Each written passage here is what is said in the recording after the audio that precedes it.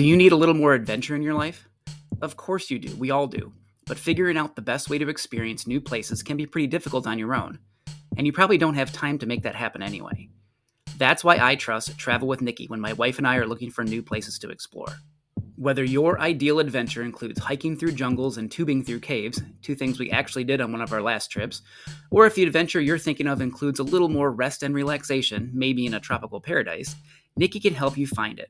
My wife and I have worked with Nikki many times, and she has always been able to craft the perfect trip for us and whoever else is traveling with us. On a recent family cruise, she was able to find us some great excursions that were accessible to all of us, even those with mobility issues. And these were way better than anything offered by the cruise line. Nikki really got to know what my wife and I are looking for on our vacations, and that's what makes our trips so memorable. They're exactly what we're looking for. Nikki specializes in theme parks, all-inclusives, Hawaii and island explorations, but she can help get you organized for whatever type of travel you want. If adventure is calling your name, you can contact her through email. Her address is nikki@travelwithnikki.com, and Nikki is Nikki. You can also head to her website, travelwithnikki.com, to see how she can design a stress-free vacation for you. When you do, make sure to tell her who sent you. And now, on with the show.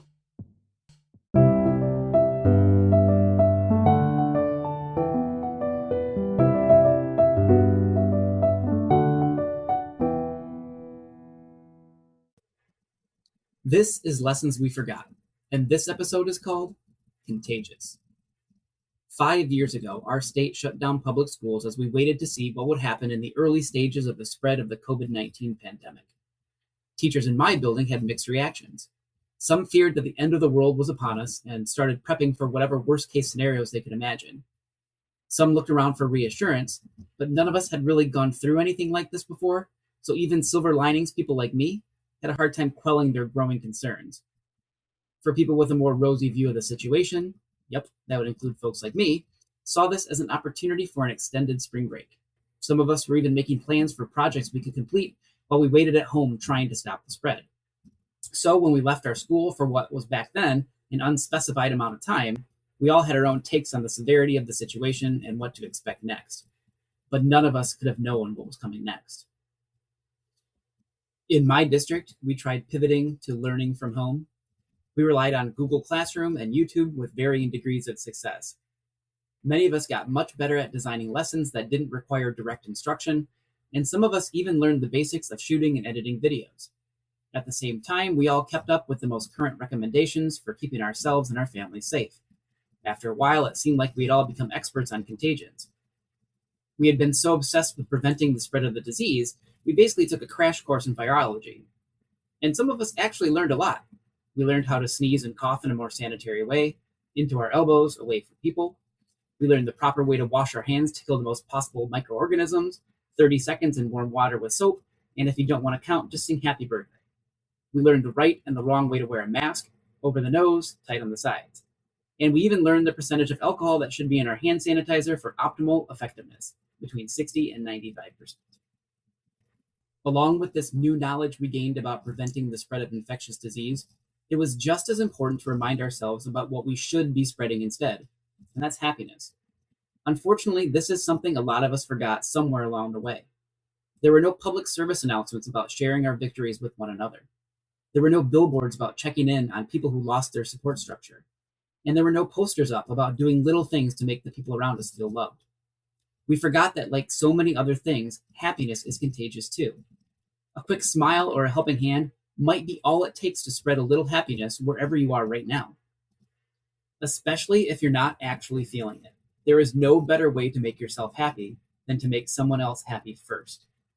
Taking that idea one step further, it's actually sometimes counterproductive to try to make yourself happy. Taking a day off, engaging in some retail therapy, or even enjoying a good meal might give you momentary happiness, but it's not something that lasts. Instead, devoting some time and energy to helping other people or making them happy is much more likely to make you feel better. And that feeling of happiness that comes from a selfless act will probably also last much longer. I know it's an idea that we repeat all the time, but it's true and it's powerful, so it's worth reminding ourselves to spread some love and happiness from time to time. Happiness, kindness, and generosity are all contagious. but so are anger, bitterness, and hate.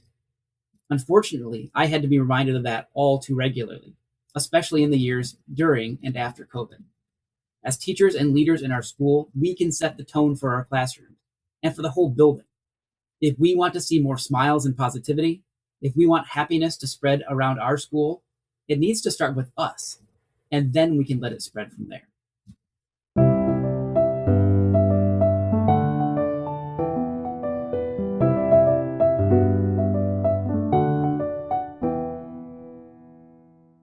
Thank you for listening to this week's episode of Lessons We Forgot.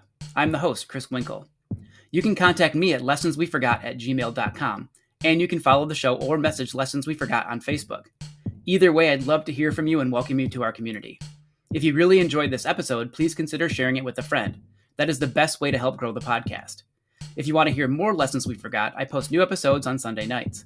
Make sure you subscribe to follow the show on whatever podcast platform you use. And when you rate the show, like an episode, or leave a comment, we can reach even more listeners. If you hate ads just like me, I do have a Patreon site, patreon.com/lessonsweforgot, and for only $1 a month, you can get the show without ads.